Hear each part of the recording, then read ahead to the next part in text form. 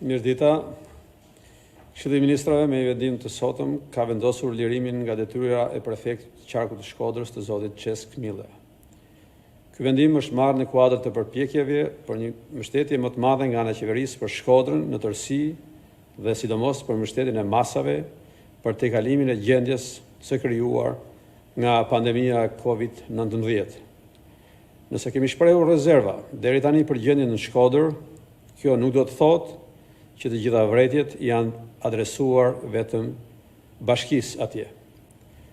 Në mënyrën se si kanë funksionuar apo nuk kanë funksionuar gjërat në Shkodër, kanë ndikimin e tyre edhe drejtues të caktuar të degëve territoriale në Qark, si edhe vetë prefekti i Qarkut, si përfaqësuesi më i lartë i qeverisë atje.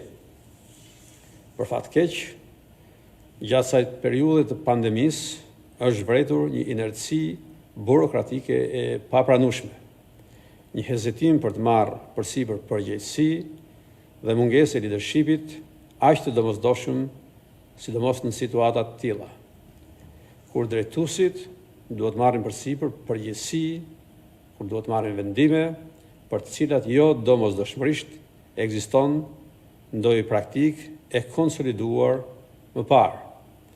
Situata të tilla kërkojnë iniciativë dhe vendimmarrje.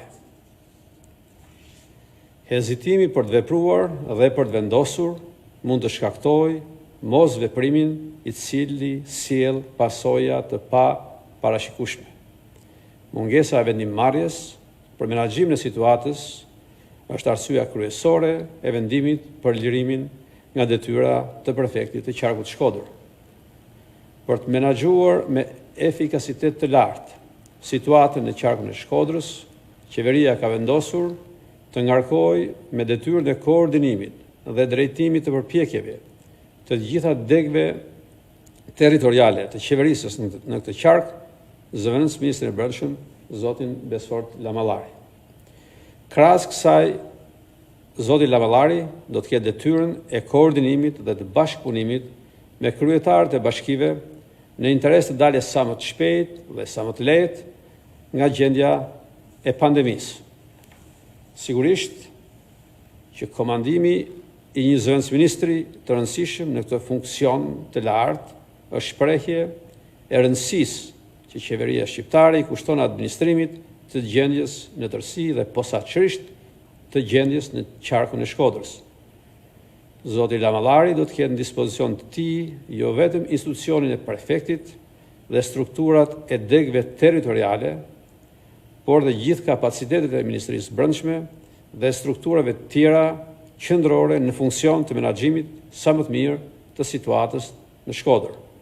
Kam besim se drejtuesit e bashkive të Qarkut do ta vlerësojnë këtë hap të rëndësishëm si shenjë për kujdesje të posaçme dhe të një vlerësimi të veçantë që qeveria dhe Ministria e Brendshme ndjejnë përballë Shkodrës dhe përballë qytetarëve të saj.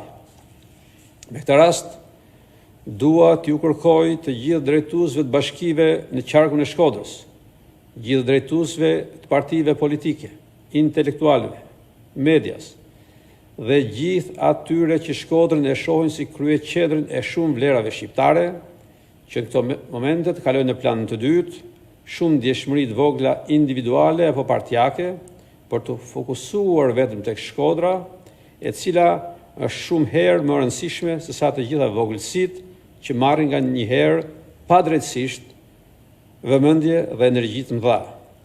Kryeministri Rama dhe qeveria shqiptare kanë besime të plotë se zoti Lamallari do ta kryejë këtë detyrë me përgjegjësinë dhe cilësinë e lartë.